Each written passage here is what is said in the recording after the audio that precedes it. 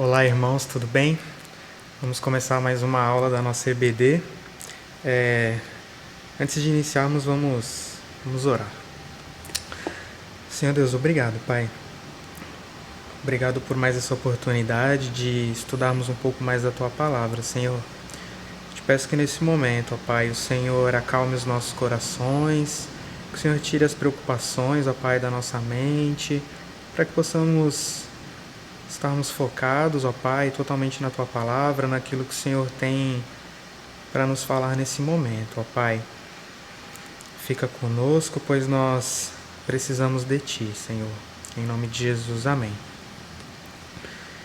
Eu imagino que você já tenha se preocupado alguma vez sobre o seguinte assunto: por que foi necessário que o Senhor Jesus Cristo viesse até a Terra, sofrer e morrer pelos nossos pecados? Isso é uma dúvida muito comum, né, que a gente tem no início da nossa caminhada cristã. E basicamente o que eu gostaria de responder nessa EBD é: por quê? O porquê que ele precisava fazer isso? Se ele era Deus, por que ele precisou passar por toda essa humilhação, por todo esse sofrimento?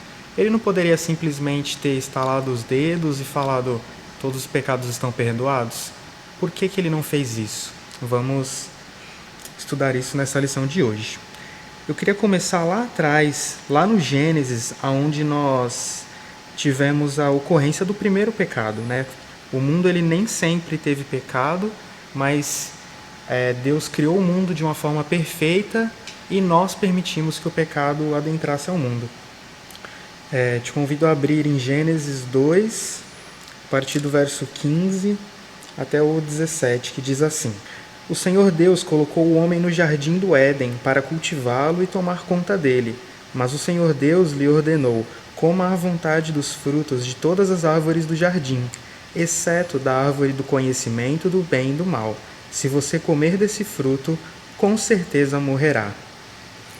Uma coisa muito interessante desse texto é que ele já nos mostra que desde a criação do homem, Deus sempre nos deu a oportunidade de obedecermos ou não a Ele. Ele não nos criou como meros robôs que o adoram sem ter a chance de nos rebelarmos contra Ele. Não, desde a criação do homem, Ele nos deu essa oportunidade de escolhermos adorar, obedecer, andar junto com Deus ou não. No caso aqui do jardim, era uma ordem bem simples, não tinha nenhum segredo, não tinha muita interpretação. Existiam duas árvores especiais no jardim e uma delas, que era do conhecimento do bem e do mal, era proibida. O homem não podia comer do seu fruto, porém, infelizmente, como nós sabemos, o homem decidiu, o homem escolheu desobedecer a Deus e com isso o pecado entrou no mundo. A palavra de Deus, nós sabemos que ela não volta, nós sabemos que ela é perfeita e aquilo que Deus promete certamente acontece. E foi isso que aconteceu. No final do verso 17, ele diz: se você comer desse fruto, com certeza morrerá. E foi exatamente isso que aconteceu. Espiritualmente, nós morremos, nós nos separamos de Deus, nos separamos do nosso Criador. E o que existe quando nós estamos separados de Deus? Somente dor, sofrimento e morte, Um pouquinho mais para frente, a gente vê ainda no Gênesis como Deus, mesmo no início, ele já está se preparando para nos ensinar o preço do pecado. O homem e a mulher, então, ficam envergonhados e tentam cobrir a sua vergonha, a sua nudez, utilizando folhas. Porém, mesmo ali no início, Deus já nos dá uma lição muito importante. Ele mata animais e dá a pele dos animais para que os homens possam se vestir, para cobrir a sua vergonha. Ali ele já nos ensina algo que é muito importante. Ele já está preparando o cenário, Deus já está preparando o cenário para que a gente possa perceber que o pecado gera a morte. Que a partir do meu pecado, alguém vai ter que pagar o preço por isso, alguém vai ter que morrer. Se não eu, algum inocente vai ter que pagar esse preço para que eu possa continuar vivo. Eu gostaria de contar uma pequena história que ilustra bem a questão do porquê foi necessário que Jesus morresse por nós. Imagina que eu tenho um amigo chamado Henrique. E aí eu pego esse meu amigo e dou um tapa na cara dele. O que vai acontecer? Ele vai ficar bem chateado e isso vai ter uma consequência. Pode ser que ele deixe de falar comigo, pode ser que eu seja processado por ele, vai existir uma consequência por eu ter agredido ele. Agora imagina, por exemplo, que eu vou lá em Brasília e faço a mesma coisa com o presidente da República. Vou lá e dou um tapa na cara dele. O que vai acontecer? As consequências não vão ser bem diferentes? Qual a diferença de eu dar um tapa na cara do meu amigo e um tapa na cara do presidente? A diferença está na honra que cada um possui. O presidente ele tem uma honra maior do que esse meu amigo. Imagina agora que eu tenha feito isso com Deus. Aí a coisa já fica bem mais complicada, não é mesmo? Por quê? Porque a honra de Deus é infinita. A partir do momento que o homem pecou contra Deus, ele ofendeu nada mais, nada menos do que um ser que tem uma honra infinita, ou seja, não tem como eu pagar por esse insulto, não tem como eu pagar essa dívida de ter ofendido a honra de Deus. O único que poderia pagar por isso é alguém que tem a mesma honra do que Deus. Quem é essa pessoa? É Jesus. Somente Ele podia pagar por uma dívida que foi feita com Deus, porque só Ele tem a mesma honra de Deus. Avançando um pouquinho mais, indo para o livro de Êxodo, capítulo 12, nós temos ali o estabelecimento da primeira Páscoa. Então, Êxodo, capítulo 12, nós temos a primeira Páscoa que foi estabelecida por Deus. Você se lembra desse cenário? A primeira Páscoa ela foi estabelecida ainda enquanto o povo morava no Egito, no finalzinho já do seu tempo de escravidão, na 10ª praga que Deus enviou sobre o Egito para que o povo fosse libertado, ele estabelece a Páscoa. É a primeira vez que a gente vê esse termo Páscoa na Bíblia. Eu gostaria de ler com você o verso 21 do capítulo 12, que diz assim: Em seguida, Moisés mandou chamar todos os líderes de Israel e lhes disse: Vão, escolham um cordeiro ou um cabrito para cada família e sacrifiquem um animal para a Páscoa. A Páscoa ela foi estabelecida pela primeira vez, então, nesse momento. E basicamente o que era essa Páscoa? Era o sacrifício de um cordeiro. Nessa primeira Páscoa aqui que a gente vê na Bíblia, esse cordeiro ele era morto, então seu sangue ele era utilizado nas portas, para que quando o anjo do Senhor passasse, levando a vida de todos os primogênitos, na casa onde tivesse esse sangue do cordeiro, ele não adentraria. O que já nos dá mais uma pista que o sangue ele também nos poupa, o sangue do cordeiro ele nos protege da morte. E aqui foi o estabelecimento da primeira Páscoa, que é celebrada até hoje pelos judeus, que é para o povo se lembrar de que a Páscoa, para os judeus, ela lembra eles da libertação do tempo de escravidão ali no Egito. Eles comemoram isso até hoje essa é a Páscoa que eles têm como verdade. Esse ano, uma curiosidade, ela foi comemorada dia 8 e 9 de abril, porque ela acontece de acordo com o calendário judeu. Um pouquinho mais à frente, a gente vai ver que Deus ele estabelece agora as regras para que os sacrifícios ocorram, as regras que ele estabelece para que o perdão dos pecados ocorra. Como que era feito o perdão dos pecados no tempo da lei? Ali em Êxodo 29, no verso 36, a gente vai ver que o perdão dos pecados ele era feito através do sacrifício dos animais. O verso 36 diz assim: A cada dia sacrifique um novilho como oferta pelo pecado, para fazer expiação. Depois purifique o altar, fazendo expiação por ele, e unja-o com óleo, para consagrá-lo. Então foi Deus que estabeleceu esse mandamento, tá? Para que o sacrifício do animal fosse feito para que o nosso pecado fosse perdoado. E isso tinha algumas implicações naquela época e que são basicamente as seguintes. Eu não sei você, mas eu tenho o seguinte problema. Eu peco todo dia. Imagina se todo dia eu tivesse que oferecer um novilho para o perdão do meu pecado. O sacrifício dos animais ele foi estabelecido por Deus e o povo utilizava dele aqui na época da lei, porém ele tinha alguns problemas. Basicamente, eu vou citar dois aqui. Um deles é que esse sacrifício ele precisava ser contínuo, né?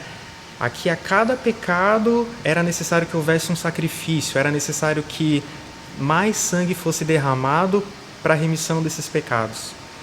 E outra coisa é que o pecado ele não era perdoado de forma completa. A ideia do sangue do animal é como se ele cobrisse o meu pecado, ele não limpava ele de vez. Sabe quando você joga a sujeira para debaixo do tapete? Era mais ou menos essa ideia. O pecado ele não era limpo por completo, mas sim coberto. E Deus ele já tinha uma solução para esse problema, para que o nosso pecado pudesse ser totalmente limpo. E ele também tinha uma proposta de ter um sacrifício que fosse perfeito, que não fosse necessário ser repetido diversas vezes.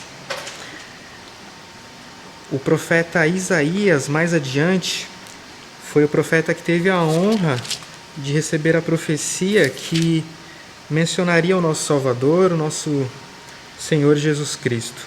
Lá em Isaías 9, versículos 6 e 7, são versos bem famosos, nós temos aqui a profecia da vinda do Senhor Jesus, que diz assim: Pois um menino nos nasceu, um filho se nos deu. O governo estará sobre seus ombros, e ele será chamado de maravilhoso conselheiro, Deus poderoso, Pai eterno e príncipe da paz.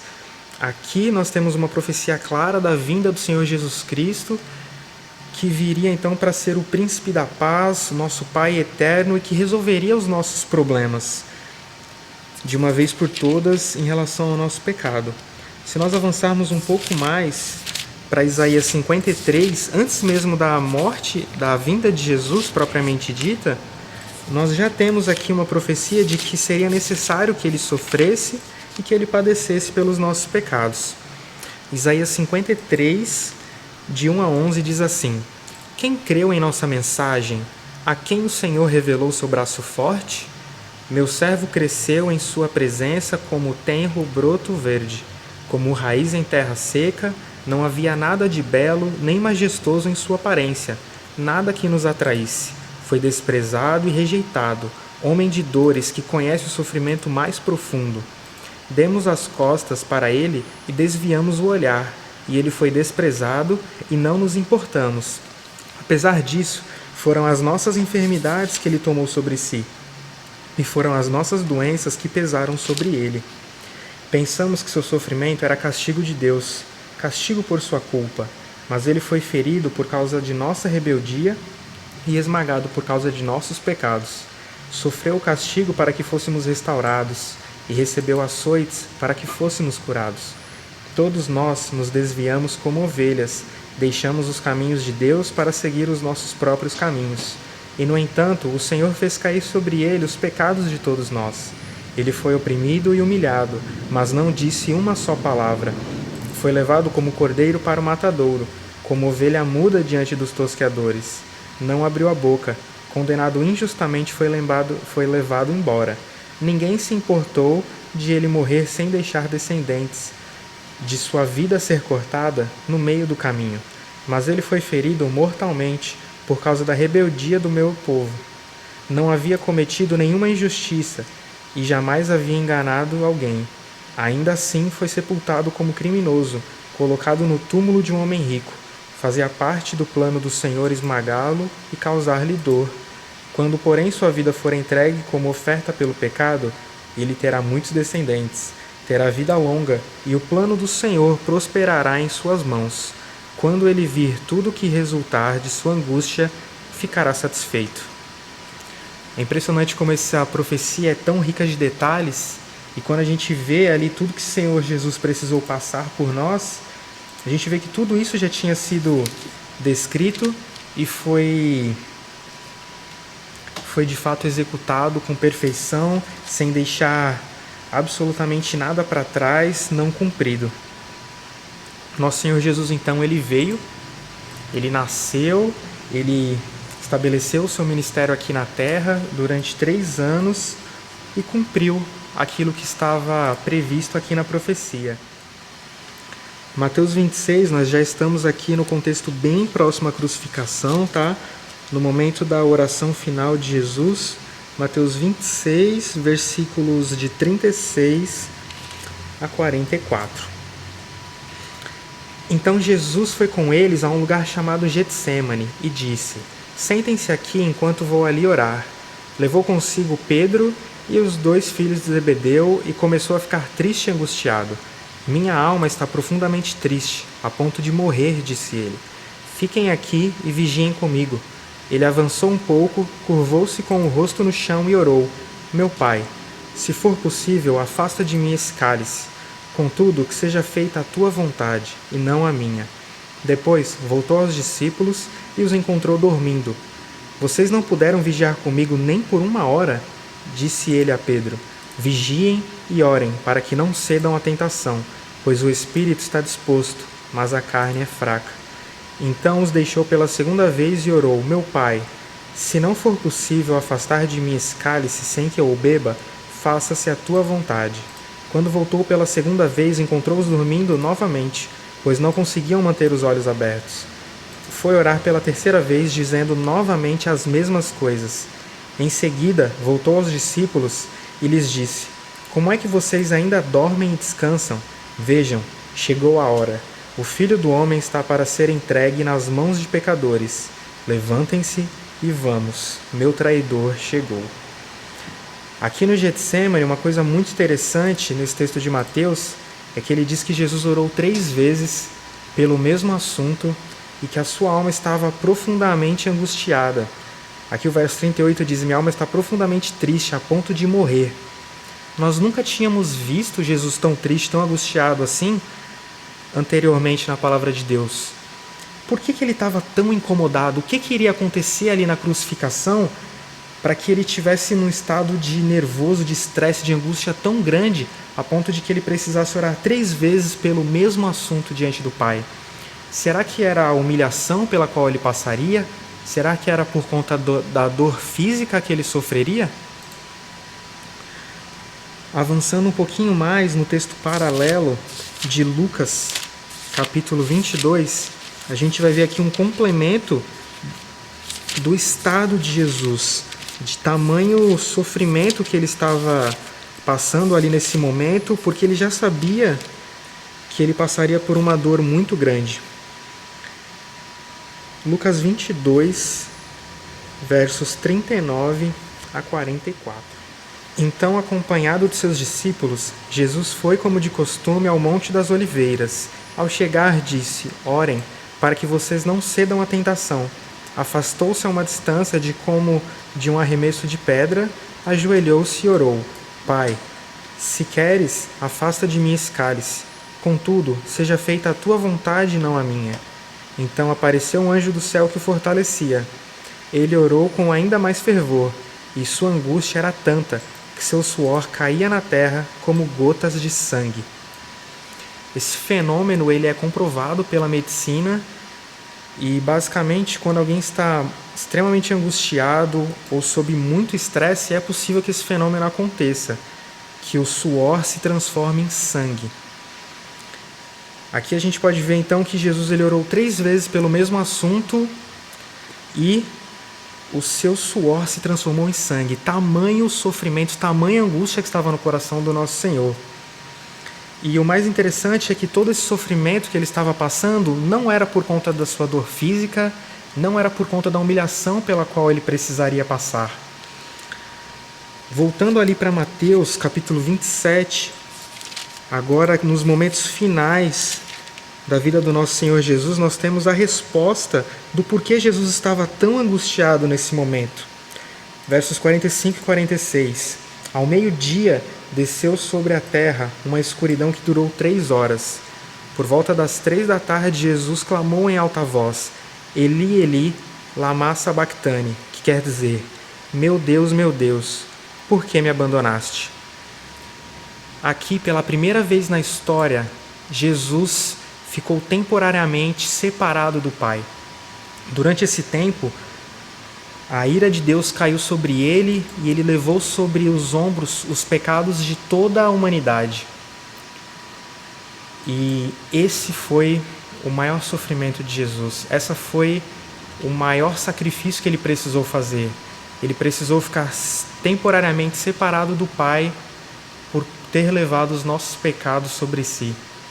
Eu não sei você, mas eu fico profundamente envergonhado por isso, porque não tem absolutamente nada que eu possa fazer para pagar por um sacrifício tão grande, não tem absolutamente nada que eu possa fazer para merecer um sacrifício dessa magnitude, e só resta a mim e a você aceitarmos que isso foi feito por nós, honrarmos esse sacrifício que Cristo fez, aceitando Ele como nosso Senhor e Salvador, e a partir de agora sermos testemunhas dele aqui na terra, falando para as pessoas desse amor imenso que está disponível para nós de graça. O sacrifício já foi feito e eu não preciso fazer absolutamente mais nada para ser salvo, porque Ele já fez tudo isso por mim lá na cruz.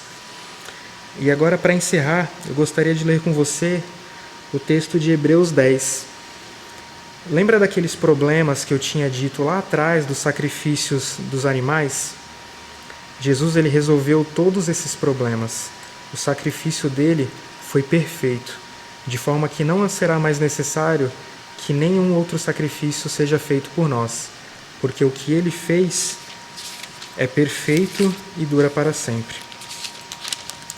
Hebreus capítulo 10 fala o seguinte: A lei constitui apenas uma sombra, um vislumbre das coisas boas por vir, mas não as coisas boas em si mesmas.